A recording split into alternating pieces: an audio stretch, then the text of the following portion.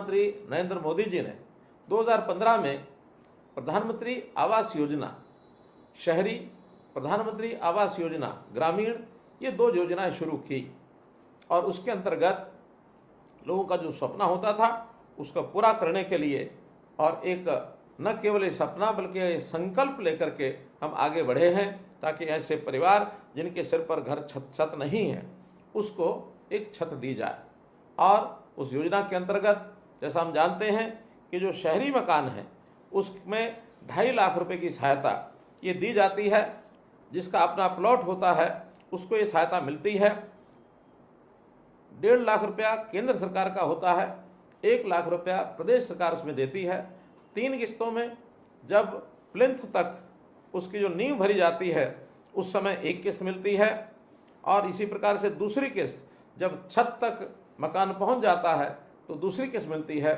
छत डलने के बाद ये तीसरी किस्त मिलती है। हमारे शहरी मकानों का जो टारगेट 67,649 मकानों का हरियाणा का था, उसमें से 14,939 मकान ये बनाए जा चुके हैं। 15,356 मकान अभी निर्माणाधीन हैं। शेष मकानों को भी बहुत जल्दी पूरा करके और लोगों को दिया जाएगा। इस सारे पर हमने 522 करोड़ रुपया ये खर्च किया है। इसी प्रकार से ग्रामीण क्षेत्र की भी ऐसी योजना थी जिसके अंदर कुल 1,38,000 रुपये का लाभ उनको पहुंचाया जाता है। इसकी योजना में भी 29,440 मकानों के निर्माणों की जो स्वीकृति मिली थी, सभी मकान बन करके और हमने उनको लोगों को अलॉट कर दिए हैं। 3 किस्तें इसमें भी उसी प्रकार से दी जाती थी और 1,38,000 रुपया उनको ये मिलता था। और जब मकान व्यक्ति का बनता है, मैं आभास करता हूँ कि जब भी हमने किसी को मकान बना करके चाबियाँ उसके हाथ में पकड़ाई हैं तो व्यक्ति अपने जीवन का एक संतोष वो व्यक्त करता है कि मैं अपने परिवार के लिए, अपने बच्चों के लिए एक ऐसा आश्रय स्थल बना के दिया है कि आने वाली पीढ़ी भी इसका उपयोग करेगी, तो उससे उसका एक उत्साह भी बढ़ता है। समाज में व्यक्ति, अपने मकान वाला व्यक्ति एक बहुत ही आत्मविश्वास के साथ जीता है।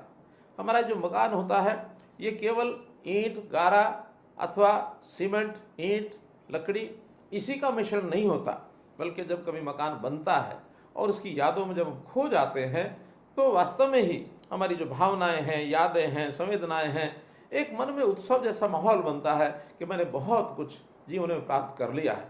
तो इसलिए ये जो मकान बनाने का सपना जो व्यक्ति का पूरा होता है, व्यक्ति बहुत प्रफुल्लित होता है। हम चाहते हैं कि इस प्रकार की सहायता समाज में सब लोगों को मिलनी चाहिए और जब समाज को मिलेगी, मकान उसका चाहे अपना छोटा हो अथवा बड़ा हो, व्यक्ति उसी से संतोष व्यक्त करता है। एक छोटी कहानी मुझे ध्यान में आती है कि एक विश्वविद्यालय के, यूनिवर्सिटी के छात्र, उनको ये जिम्मे लगाया गया कि जाइए आप इस गांव में जाइए और गांव के अंदर सर्वे करिए, सर्वे करके ऐसा ढूंढ के लाइए कि इस गांव में सबसे अच्छी गली कौन सी है और सबसे अच्छा मकान कौन सा है। 10 विद्यार्थी गांव में घूमे, अलग अलग लोगों से पूछा, मकान देखे, गलियां देखी, सबके अपने अपने उसमें जो उत्तर थे, अलग अलग उत्तर थे। सब ने अपनी अपनी जो फाइंडिंग्स ढूंढी, उनका किसी की कोई गली पर नज़र टिकी, किसी के किसी मकान पर नज़र टिकी। एक बूढ़ा बुजुर्ग व्यक्ति अचानक वो मिला उनको। उनका कि हम एक राय पर नहीं पहुंच रहे हैं, इस बूढ़े व्यक्ति से, गांव का व्यक्ति, इससे पूछते हैं, भली बात गांव की सब गलियां, सब मकान ये जानता है। जब उससे पूछा कि अच्छा बताइए आपके गांव की सबसे बढ़िया गली कौन सी है, सबसे बढ़िया घर कौन सा है, कहने लगे आपको नहीं पता लगा? कहने नहीं, हमको पता नहीं लगा, आप बताइए। बुजुर्ग ने कहा मेरे साथ आइए। उस बूढ़े व्यक्ति के साथ 10 के 10 जवान गए और घूम करके एक बस्ती में पहुंचे। उस बस्ती की गली सामान्य गली थी, कहीं कहीं ईंटें उखड़ी हुई भी थी, कहीं कहीं पानी बिखरा हुआ भी था। तो उस व्यक्ति ने कहा देखिए मेरे हिसाब से ये गली गांव की सबसे बढ़िया गली है। बालक आश्चर्यचकित हुए कि इस गली से तो बढ़िया और बहुत सी गलियां हैं, ये ऐसी टूटी फूटी गली दिखा रहा है, ये सबसे बढ़िया, कोई ना कोई राज जरूर है। खैर आगे बढ़ करके उन्होंने पूछा अच्छा बताइए इसमें मकान कौन सा बढ़िया है। थोड़ी दूर आगे उस गली में ले जा करके एक मकान के सामने खड़ा होता है और नौजवानों को, कॉलेज के विद्यार्थियों को, यूनिवर्सिटी के विद्यार्थियों को बताता है देखिए ये सामने मकान यही सबसे बढ़िया मकान है।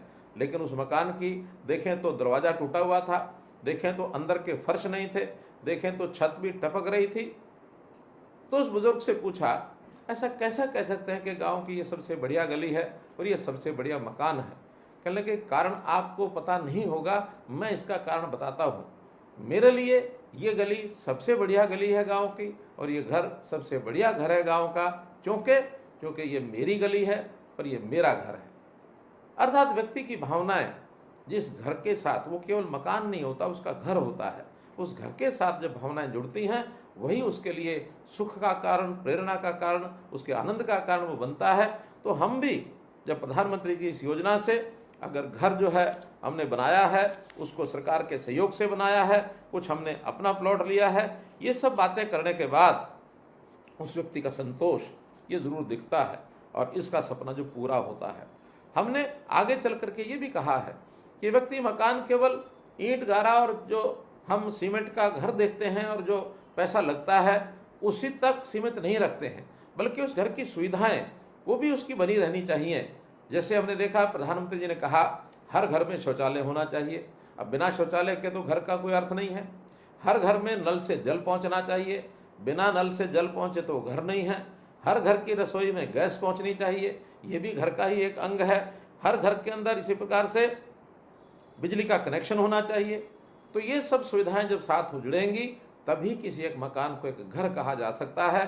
तो मेरा अपना घर, इस बात को लेकर के प्रधानमंत्री जी ने जो व्यक्ति के सम्मान और स्वाभिमान को कायम रखने के लिए इतनी सब योजनाएं बनाई हैं, इससे समाज में एक बहुत बड़ी संतुष्टि है।